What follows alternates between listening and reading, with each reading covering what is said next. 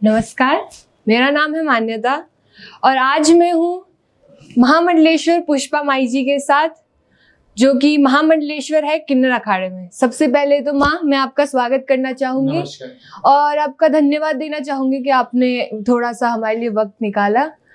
तो माँ, मैं आपसे ज़्यादा बड़े सवाल भी नहीं पूछूंगी, बट मैं एक बार चाहती हूँ कि आप खुद अपनी पहचान को हमारे सामने रखिए।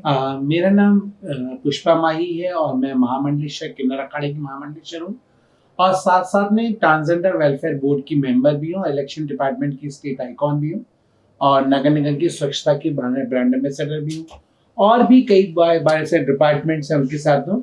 और उसके साथ साथ में मैं एक ऑर्गेनाइजेशन रन करती हूँ, नई भोर संस्था, जो कमिटी बेस्ड ऑर्गेनाइजेशन है। वहाँ एक शेल्टर होम रन करती हूँ और शेल्टर होम के साथ साथ में एक ओल्ड एज होम भी रन करती हूँ और उसके अलावा एक आश्रय स्थल भी रन करती हूँ। तो वो मेरा रहा हुआ है। मैम, बहुत प्रेरणादायी है ये सब। मैम, मैं आपसे सबसे पहले तो ये चीज़ सवाल पूछना चाहूँगी कि 2019 में LGBTQ को लेके कुछ बदलाव किए गए थे लीगली। उस बदलावों में ऐसी क्या चीज़ें हैं जो आप चाहते हैं कि जुड़नी चाहिए और ऐसी क्या चीज़ें हैं जो आपको कमी महसूस होती है हमेशा? देखिए, 2019 में एक्ट, ट्रांसजेंडर एक्ट आया था। 19 में जो LGBT के लिए जो एक जजमेंट आया था, वो सेक्शन 377 को डिस्क्रिमिनेट कर दिया था। पर ये सेम सेक्स मैरिज का बात नहीं कही गई थी, जिससे आज भी कई जो बच्चे हैं वो जो किसी अपने सेम सेक्स पार्टनर के साथ रह रहे हैं, तो वो अभी भी प्रॉब्लम है कि उनको साथ में रहने का भी इजाजत नहीं है। वो भी ऐड होनी चाहिए।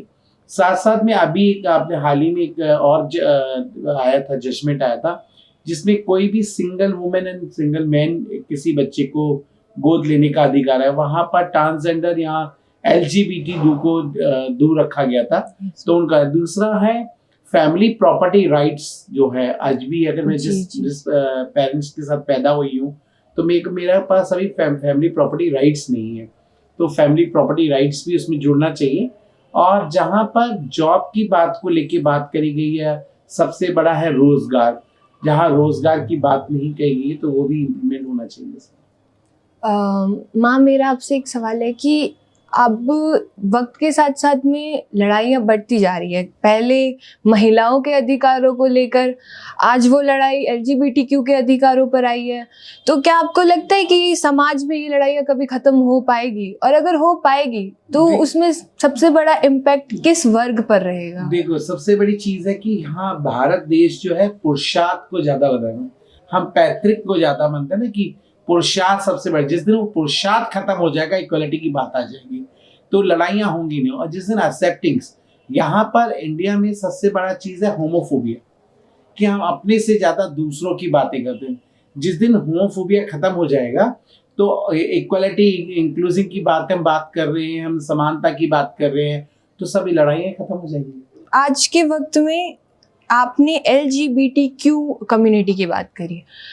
बहुत सारे लोग ऐसे भी हैं जो खुद को होमोसेक्सुअल, सेपियोसेक्सुअल, जो लाइक मेंटली ज़्यादा इम्पैक्ट करते हैं बाकी सब LGBT से। तो क्या आप उनको इन LGBT और इन सब के साथ में जोड़ती है, या आप LGBTQ और AI+ को अलग रखती है? देखो, संगठन में शक्ति है ना। तो सबसे बड़ी चीज है कि LGBTQI जो भी हिसाब में, अगर मैं एक को अलग कर दूंगी तो तोड़ नहीं सकती, तो हम सबको साथ में रखते हैं। और दूसरी चीज जैसा ना, कि नॉर्मल सोसाइटी मेरे बारे में क्या कहती है, मुझे कोई फर्क नहीं पड़ता। मैं अपने आप से प्यार करती हूँ। मेरे को ईश्वर ने भी जैसा बनाया है तो वैसा ही बनाया, तो मैं अपने आप से प्यार करती हूँ। तो कोई फर्क नहीं पड़ता मुझे कौन क्या किस दृष्टि से देखता है। सबसे बड़ा यही चीज होनी चाहिए कि कौन मुझे किस दृष्टि से देख रहा है, मुझे जिसपे कोई फर्क नहीं पड़ेगा, क्योंकि मैं अपने आप से प्यार करती हूँ। मैम, धार्मिक तौर पर LGBT को कहाँ न्याय ज्यादा मिलता है? आपको किस तरफ ज्यादा झुकाव नजर आता है? देखो, धार्मिक में अगर मैं बात करती हूँ तो LGBT का दायित्व तो पहले से ही था। अगर हम सारे अगर शास्त्रों को खगेल देखते हैं कि ब्रंगला का वर्णन है, शिखंडी का वर्णन है, मोहिनी का रूप वर्णन जो सागर मंथन के टाइम पे है, या अम्बा का है जो अरवानी बना एक दिन के विवाह के लिए, या और भी कहीं हम देखते हैं, सखी संप्रदाय देखते हैं कृष्ण के टाइम पे। तो हर जगह है। तो धार्मिक में अगर देखा जाए तो वजूद तो लोगों ने हमें पहचाना नहीं, या लोगों ने अपने वजूद को पहचाना नहीं, तो धार्मिक में तो वजूद है ही है। बाकी अगर देखा जाए तो ज़्यादा क्योंकि समाज है, ट्रांसजेंडर्स को इसलिए कुछ नहीं माना है क्योंकि आशीर्वाद सबको चाहिए होता, अमेरिका नहीं रहा, इसलिए धार्मिक में ट्रांसजेंडर्स को वजूद है। पर अगर आज देखा जाए होमोसेक्सुअलिटी में लेस्बियन गे को देखा जाए तो आज भी घृणा बड़ी नज़रों से देखा जाए। आजकल सोशल मीडिया का ज़माना है, बहुत सारी चीज़ें उसी के थ्रू हाईलाइट होती है।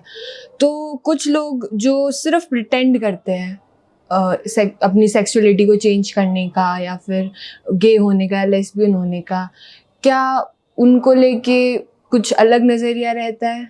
देखो, सोशल मीडिया में जो हम दिख रहे हैं, कई बार एक आर्ट होती है, कलाकार होता है। अब कलाकार को हम ट्रांसजेंडर्स नहीं मान सकते ना, जब तक हम उससे काउंसलिंग नहीं कर पाते, नहीं जान सकते तो ट्रांसजेंडर। कई लोग कैसे कि सोशल मीडिया पे अपने जेंडर बता मैं ये हूँ, तो क्या उसने पहले साइकियाट्रिस्ट से कंसल्ट किया?